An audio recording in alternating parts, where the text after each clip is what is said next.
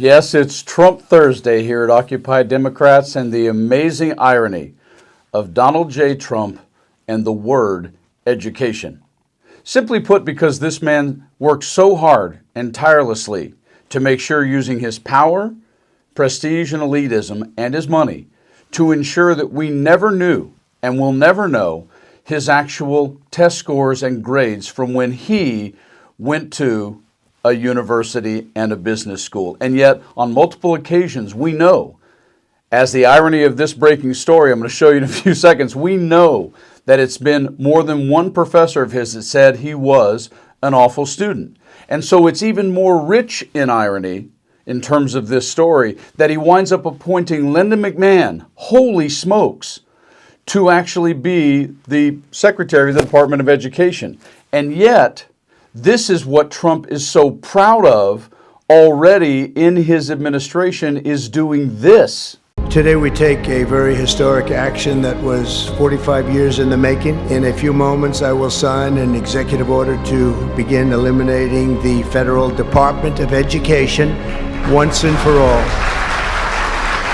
The United States spends more money on education by far than any other country, but yet we rank near the bottom of the list in terms of success. We both believe very much that education should be tailored to communities, that parents should have involvement. We're going to be returning education very simply back to the states where it belongs, and we want to have our children well educated. We want them to love going to school. And while he manages to try and dismantle it, he puts in charge a lady, formerly, WWE, right? McMahon's wife, of education, yet she's so intelligent and so bright, she struggles with the concept of what AI actually means. Did you see this? I think it was a letter or a report that I heard this morning. I wish I could remember the source, but that there is a school system that's going to start making sure that first graders or even pre-Ks have A1 teaching, every year starting, that far down in the grades. And that's a wonderful thing. Kids are sponges.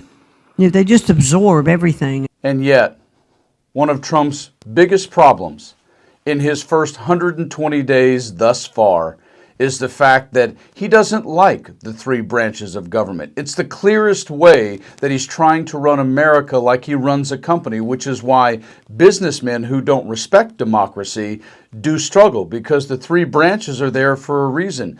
You're not the CEO and the CTO and the COO and the CFO of America.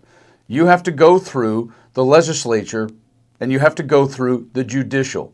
And Donald J. Trump hates the judicial branch. And one of the reasons why, this breaking story, because they keep telling him, how about no? Check out what a federal judge just told Donald Trump. Here it is. Judge blocks Trump bid to dismantle Department of Education. The judge said the administration's planned reductions were clearly aimed at carrying out Trump's campaign trail promise to eliminate the department altogether. A federal judge has blocked the Trump administration from firing thousands of workers at the Department of Education, ruling that the announced terminations were a thinly veiled effort to dismantle the entire department without congressional approval. U.S. District Judge Myung Jun rejected the administration's claim that the thousands of terminations announced in March were a bid for efficiency. In fact, they had deeply disrupted services for students, families, and states, making processes less efficient, the judge said. Jones said the massive reductions were more clearly aimed at carrying out President Donald Trump's campaign trail promise to eliminate the department altogether, something the judge said would be illegal without congressional approval. Jones noted that Trump issued an executive order in March, directing the Secretary of Education to take all necessary steps to facilitate the closure of the department. The record abundantly reveals that defendants' true intention is to effectively dismantle the department without an authorizing statute, Jones, a Biden appointee, wrote in an 88-page opinion. The idea that defendants' actions are merely a reorganization is plainly not true. In addition to blocking the firings, the judge's order bars the Department of Education from transferring its functions to other agencies and from carrying out Trump's executive order to close the department altogether. June's order also requires the department to reinstate employees terminated since Trump's inauguration, to restore the department to the status quo such that it is able to carry out its statutory functions. June's order is the latest bid by the courts to stave off some of the most extensive and abrupt efforts by the Trump administration to unilaterally slash and remake federal agencies. And it's also the latest in a flurry of rulings aimed specifically at the Department of Education and its contractors, state-level affiliates, and related programs. U.S. District Judge Paul Friedman on Wednesday ordered the department to restore grant funding that had been awarded to the Southern Education Foundation, a nonprofit that receives federal funds to help schools further desegregation efforts dating back to the 1960s. The Trump administration slashed that program as part of its efforts to eliminate DEI programs.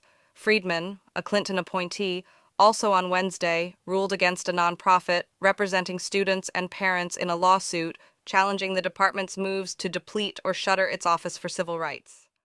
All of that, as much as he continues to try and take away anything and everything that would, maybe, or might obstruct him from, he may not like the word dictator. You could even try and go as vanilla or simple as Donald Trump just simply wants to run America like the way he runs a company, in that he is the king and he is the ultimate decider. You know, I'm the decider, W. That may be what he actually wants, as opposed to really viewing himself as a dictator. But either way, in this country, it's called totalitarianism. It's called a dictatorship. It's called being dictatorial. That's what it is. And you're not allowed to do it. So he's trying to remove. That's what Doge was about. That's what Musk was about. He wants to take care of the people that take care of him, compliment him, pat him on the back, and he doesn't want anyone, because, again, I leave you with this. This is a man who said out loud on the campaign trail running in his first term back in 2016, I and I alone can fix it. I still don't know why people voted for someone who speaks like that when you're running a country of 330 million people. But that's what Donald Trump thinks. And I assure you, when it comes to education, Donald Trump and Linda McMahon are not the solution. You guys have a terrific holiday weekend and stay frosty.